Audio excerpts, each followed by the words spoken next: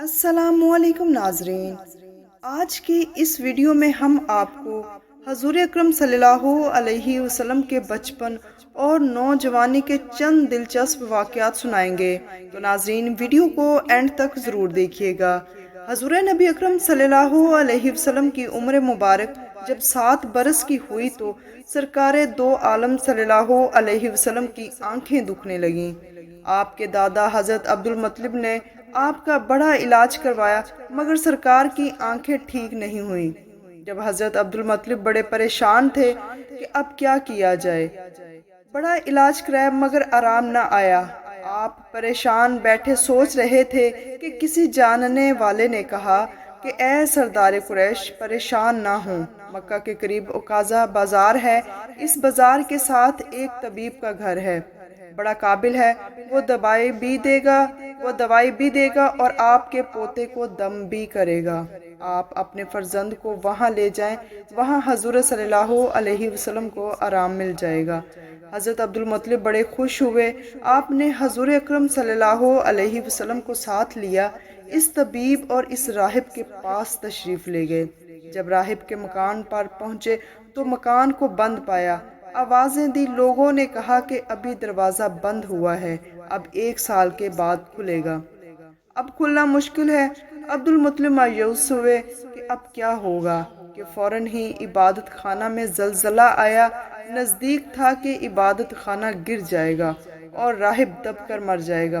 جلدی سے راہب گھبرا کر باہر نکلا، حیرت سے چاروں طرف دیکھتا اور کہتا تھا، آج کون یہاں آیا ہے جس کی تعظیم کے لیے عبادت خانہ سجدہ کرتا ہے، جس کی زیارت کی خوشی میں مکان جھومتا ہے، جن کے خوف سے لرز رہا ہے، جن کے آنے کے خوف سے لرز رہا ہے۔ جب حضور اکرم صلی اللہ علیہ وسلم پر نظر پڑی تو گھبرا کر بولا، اے عبد المطلب، تم اس بچے کو نہیں جانتے کہ یہ کون ہے؟ یہ دنیا جہان کا نبی، گناہ گاروں کا شفیع ہے۔ اگر میں اپنے عبادت خانے سے باہر نہ آتا تو فوراً دب کر مر جاتا۔ اے عبد المطلب، ان کی حفاظت کرو، ان کے دشمن اکثر یہودی ہیں۔ عبد المطلب نے فرمایا، اے راہب، میرے بچے کی آنکھیں دکھتی ہیں، سنا ہے تم آنکھوں کا علاج کرتے ہو۔ راہب نے کہا، کیا تم طبیب کو مریض اور بیمار کے پاس لائے ہو؟ یہ فرزند جہاں بھر کا طبیب جہاں کے لیے شفا ہے، اس کا منہ خزانہ ہے شفا اور بقا کا۔ عبد المطلب، ان کا علاج اور ان کی دوا ان کے پاس ہے، تم ان کے منہ کا لباب ابھی ان کی آنکھوں میں لگاؤ۔ یہ سن کر عبد المطلب نے آپ کے منہ کا لاب آپ کی آنکھوں میں لگایا۔ لعاب کا لگانا تھا یا مرض کے لیے شفا کا بہانہ تھا، یہی لعاب آپ کا علاج بنا۔ جیسا کہ ہجرت کے موقع پر غار ثور میں حضرت ابو صدیق رضی اللہ تعالیٰ عنہ کو سانپ نے کاٹ لیا تو آپ صلی اللہ علیہ وسلم نے اپنا لعاب دہن لگایا تھا۔ ابن راہو رحمت اللہ نے اپنے مسند میں اور ابن اسحاق اللہ نے حضرت علی سے روایت کی کہ میں نے رسول اللہ صلی اللہ علیہ وسلم کو فرماتے سنا کہ میں جہلیت کی رسوم میں بد اور لہو و لعب کی طرف کبھی بھی متوجہ نہیں ہوا سوائے ان 2 راتوں کے، اور ان 2 راتوں میں اللہ تعالیٰ نے مجھے بے خطا اور معصوم رکھا ہے۔ ایک رات کا واقعہ ہے کہ مکہ کے چند دور میں آپ صلی اللہ علیہ وسلم اپنے گھر کی بکریوں کے ریوڑ میں تھے۔ میں نے اپنے ساتھی سے کہا، ذرا میری بکریوں کی نگرانی کرنا تاکہ میں مکہ جا کر نوجوانوں کا شغل دیکھوں۔ اس نے کہا، اچھا۔ پھر میں آبادی کی طرف آیا اور پہلے ہی گھر میں موسیقی کی آواز میں نے سنی۔ پوچھا، یہ کیسی آواز ہے؟ کسی نے بتایا کہ اس گھر میں شادی کا سلسلہ ہے۔ میں موسیقی سننے کے لیے بیٹھ گیا، اللہ نے میرے کانوں کو تھپتھپایا اور میں وہیں پہ سو گیا، حتیٰ کہ دوسرے روز سورج کی آمد پر اس کی شعاؤں نے مجھے بیدار کیا۔ میں اٹھ کر ساتھی کے پاس گیا۔ اس نے پوچھا، اتنے لمبے وقت تک کیا کرتے رہے؟ میں نے اس کو پوری آپ بیتی سنائی، اور دوسری رات پھر میں نے ساتھی سے کہا، میری بکریوں کا خیال رکھنا تاکہ میں جا کر کچھ شغل کروں۔ اس نے اقرار کر لیا اور میں پھر دوبارہ دوسری رات مکہ شہر کی طرف روانہ ہو گیا۔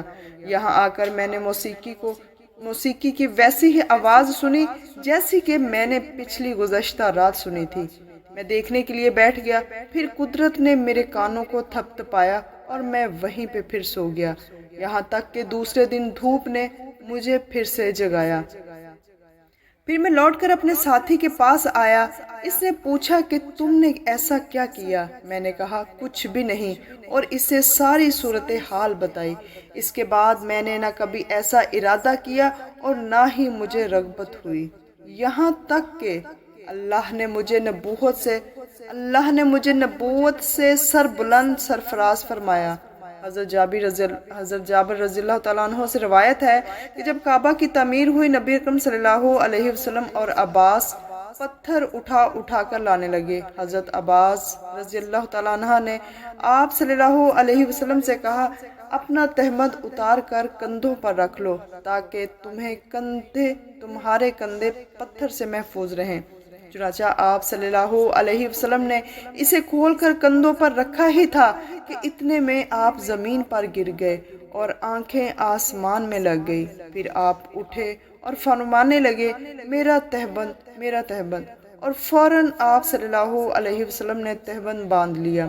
حضرت عباس رضی اللہ تعالیٰ عنہ فرماتے ہیں کہ اچانک آپ بے ہوش ہو کر گر پڑے اور میں دوڑتا ہوا آیا، دیکھا تو آپ کی آنکھیں آسمان میں پیوست تھی۔ میں نے کہا، اے بھتیجے، تمہاری حالت کیا ہے؟ آپ صلی اللہ علیہ وسلم نے فرمایا، مجھے روک دیا گیا ہے کہ میں برہنہ ہو کر چلوں۔ اس کے بعد آپ صلی اللہ علیہ وسلم کبھی عریاں نہ ہوئے۔ حضرت عباس رضی اللہ تعالیٰ عنہ کہتے ہیں کہ میں نے آپ کی بات نوٹ کر لی کہ اس کے بعد آپ کبھی عریاں نہیں ہوئے، کیونکہ اللہ نے آپ کی رسالت کا اظہار کر دیا تھا۔ سبحان اللہ۔ ناظرین، ایسی ویڈیو دیکھنے کے لیے ہمارے چینل کو ضرور سبسکرائب کریں۔ جزاک اللہ۔